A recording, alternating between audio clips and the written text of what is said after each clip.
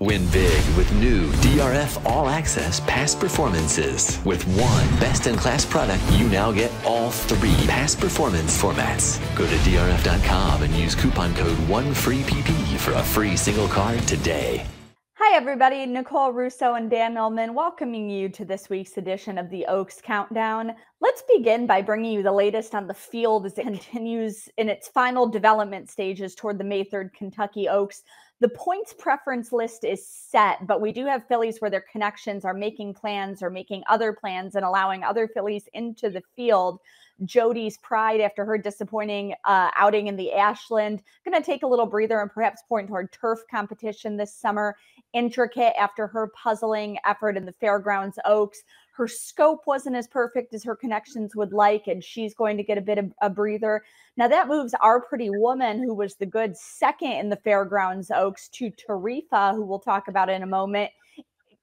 She gives her a guaranteed spot in the field, and Candied, who had a promising comeback in the Ashland, is right there on the bubble with, I would say, a good chance to make the field as we're still a couple weeks out. I agree. Anything can happen. Candied is on the bubble, and Candied has shown a lot of talent in her career and deserves an opportunity in a race like the Kentucky Oaks. But talk about a competitive field, and they're coming from everywhere. You mentioned Tarifa and Our Pretty Woman. They've run so well at the Fairgrounds. Where's My Ring won the Gazelle in New York. Power Squeeze has been dominant, winning her last 4 starts, 3 of them in Florida. Leslie's Rose won the Ashland. Torpedo Anna, of course, winning at Oaklawn. And then you still have the 2-year-old filly champion, Just FYI. The Oaks is just lining up to be an awesome race this year. Absolutely. And when you have a field that's that deep, of course, we have fillies like Tarifa, like Leslie's Rose, like Just FYI, who are, I think going to be deserving favorites. But when you have a field that's just that deep, there's a lot of places to look for value. And I think you might find some of that value with a filly like Candied if she moves ahead into the Kentucky Oaks. The Ashland, in which she ran a close-up 4th, was her first start since the Breeders' Cup Juvenile Fillies.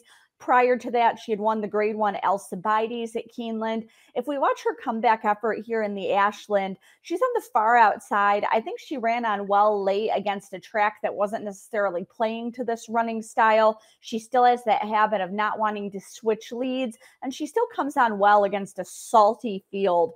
Owner Aaron Wellman of Eclipse told me prior to the race, we know it's a strong field. We know we're playing catch up. We'll be happy with a strong effort that can move her forward next out. And I think that's what they got here. I agree. I think Todd Pletcher and the Connections have to be very pleased with that performance. You mentioned she was very wide. She had to come from off of the pace over a track that might have been favoring horses that were closer to the pace. And at 1 1/16 at Keeneland, it's a short stretch, which could have worked against Candy's late kick. Now, I would have liked to have seen her mature a little bit more over the winter from the lead change standpoint. She had issues with that when running 3rd in the Breeders' Cup Juvenile Fillies, winning the Alcibiades. So she still has some things to learn, but from a prep standpoint, that was a perfect prep. And I think you trust Todd in this situation to have her ready for her best on Kentucky Oaks Day.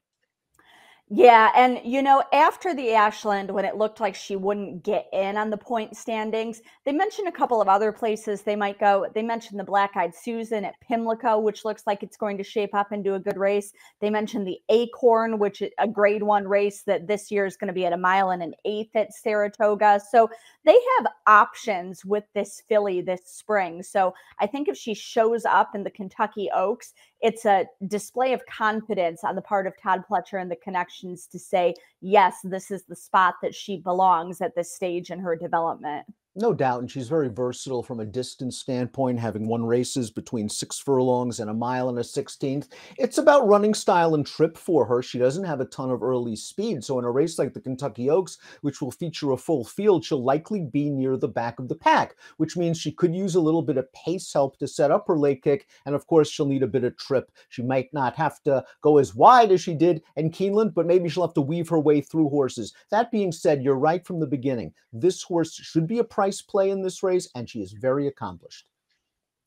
Now, moving from a potential price play to, let's take a look at one of the fillies who is absolutely going to be one of the favorites, if not the favorite on Kentucky Oaks Day. Tarifa for the team of Godolphin and Brad Cox. As you look at her past performances, you see that, really this year at the fairgrounds, she's taken a little step forward in distance. She's taken a little step forward in her buyers each time. She's beating nice horses. And you see there in her running lines, it really shows that, she's got tactical speed. She's got that stalking ability. So in terms of working out a trip, I think she perhaps controls her own destiny a little bit more than some of these other fillies that you're mentioning, like Candide, who might be a little bit pace dependent. That's a really excellent point, Nicole. As you can see by the running lines, she's usually right there or thereabouts in stalking position, in prime position when the real racing begins. And she's 3 for 3 since being stretched out around 2 turns. I think she has found her hole card at these longer distances. You look at her pedigree, 1 mile and an eighth shouldn't be a distance. And you have to like the progression from a Beyer speed figure standpoint. 86 in her seasonal debut, up to a 90 in the Rachel Alexandra, and then the 95 in the fairgrounds last time out. She's an extremely talented horse. It'll be a tough spot in the Kentucky Oaks. She'll be facing the toughest field she's ever faced. But boy, considering her running lines, considering her running style, connections, pedigree, she ticks a lot of boxes. Yeah, and you mentioned that pedigree. Many Godolphin homebreds love going a route of ground, and she's really no exception on paper.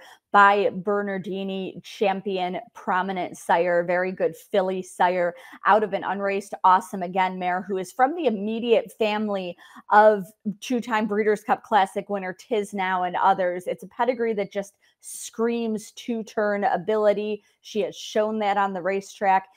Dan, do you think she's going to have any vulnerabilities at a short price that might steer people away from her on Oaks Day?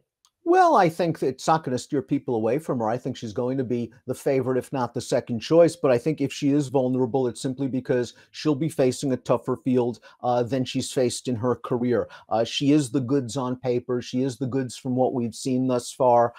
She's one of the horses to beat. And another thing I like about her is, Brad Cox already has had her at Churchill Downs now since early April, has a couple of breezes into her since the Fairground Oaks. So she seems to be doing very, very well. The vulnerability, yes, it's a tougher field. You're going to have to take a short price on her, but she is a strong contender and one that horse players must respect. Tarifa and Candide bookending the point standings on what we said is a very strong field shaping up for the Kentucky Oaks. Where's My Ring, Power Squeeze, Leslie's Rose, Torpedo Anna, all winning final major preps. As the field continues to develop in these final weeks, we'll bring you the latest on that development and an in-depth look at more of the candidates next week here on the Oaks Countdown on DRFTV.